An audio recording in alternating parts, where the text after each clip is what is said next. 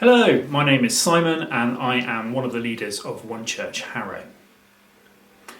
Every now and again, Amy, my wife, and I like to take ourselves away for a day of prayer or retreat, if you like.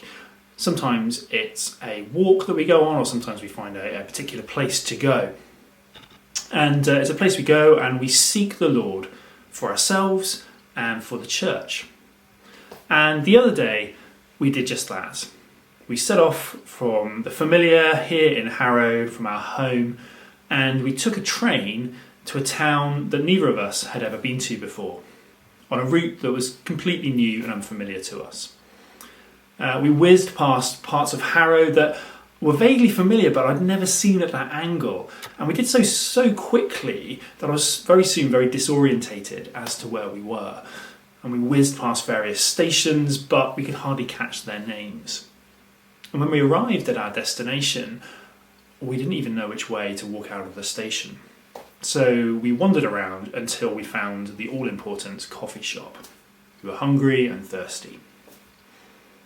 And it was only there that we got our bearings figured out.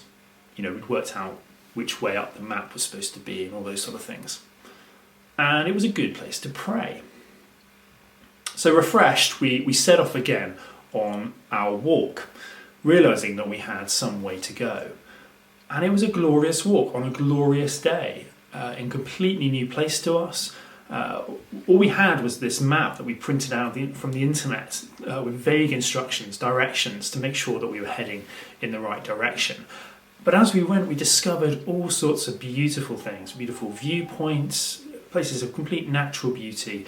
And we prayed and we talked, and in fact when we reached our destination, it turned out to be an incredibly interesting and charming place. And despite being miles away from Harrow, we still ended up bumping into someone from church. Well, why tell you all that? Because it was as we sat in that coffee shop after getting off the train initially, slightly disorientated, that we decided that we would have a bit of time listening to God.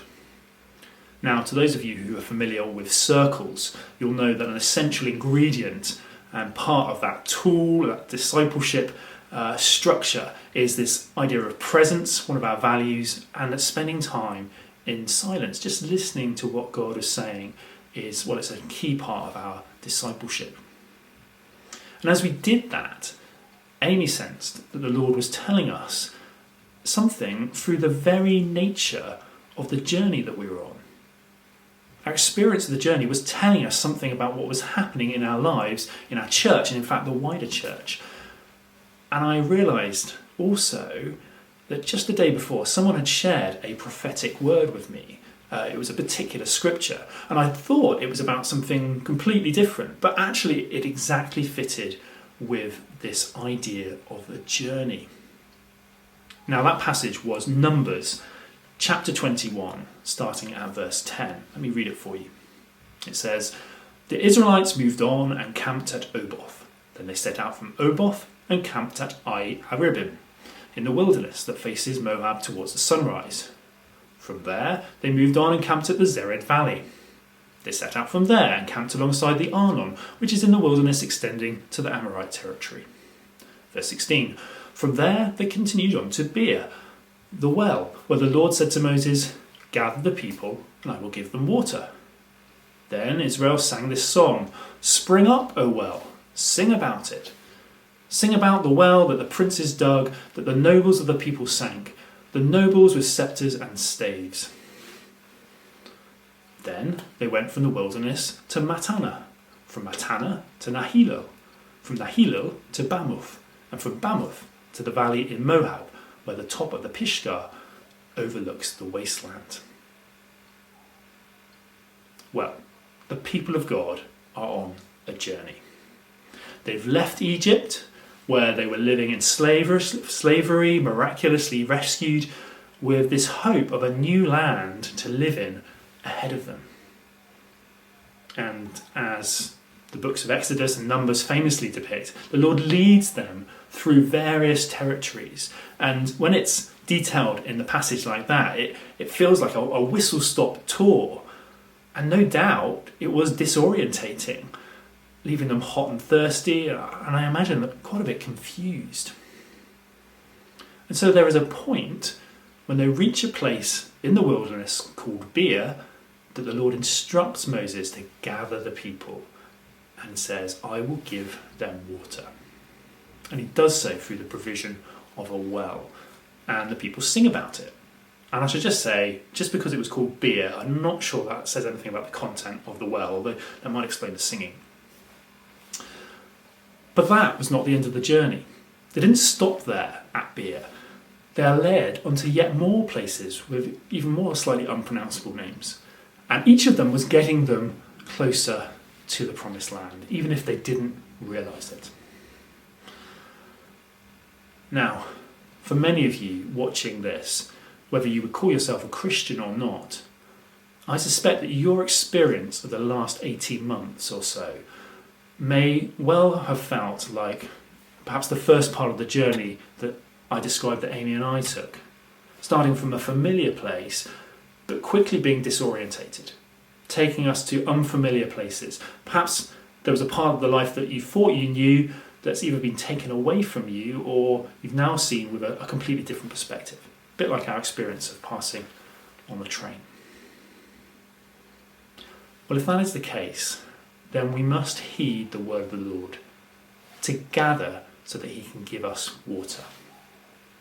We all need opportunities to gather ourselves, as it were, and be refreshed. We cannot continue this journey unless there are points in which we stop and allow God to refresh us and also orientate us. We are beginning the autumn, and as life continues to open up, there is a danger that each one of us dives headlong into a pattern of activities before we've even worked out where we are. So I would invite you, even today, even now, to take some time to take stock of where you've been over the last few months. Pause the video now if you want. Ask God to show you where you need refreshment, where you are now, and what's the direction he wants you to head for the journey that lies before you. Because the journey ahead is still to come. We can't stay in that place by the well and pretend that this is our destination. The promised land still lies ahead, and we must move forward. And I feel this is a particular word for our churches, the churches of One Church Harrow. Yes, the last 18 months have been disorientating, and we've swept through changes in a way, in the ways that we do church that we didn't expect to. But now, in that place where we're finally able to be refreshed again by being able to meet in person, to worship, and different ministries are opening up, glorious, yes, we cannot get lulled into the illusion that we've arrived. No, we must, like the Israelites, nor should we be lulled into the place that the Israelites were often lulled in, looking back and wishing they were back in Egypt, grumbling that this isn't what they thought it would be. No, they had to be reminded again and again that they had a bigger calling to an even better place, not just for their sake, but for the sake of the generations to come. And that's why I want to encourage you that as we head into the autumn and as our churches keep changing, will you keep journeying with us? In the future months, we're going to be adapting and evolving the way these One Church Everywhere Sundays happen. Not because we like disorientating people, but we are pressing on, seeking to see new people come to follow Jesus. And we want to help each other become more missionally minded.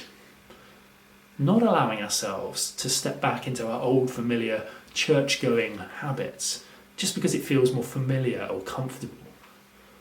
So watch out for more details in the coming week from each of our churches as we develop plans that are going to suit each of our church communities.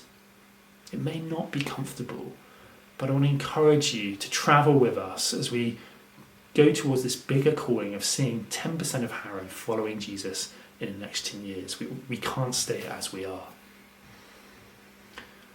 And as we journey forward, at times it may feel like we've been given a map that's just a bit flimsy and lacks the detailed instructions that we'd really like. But the Lord knows his people, and he will continue to speak to us. And indeed, this is the life of faith. And as we journey on that journey of faith, we will all grow in trust as we listen and as we obey. You know, this picture of a journey has really helped me personally reorientate my perspective and given me confidence to face the challenges that will undoubtedly lie ahead.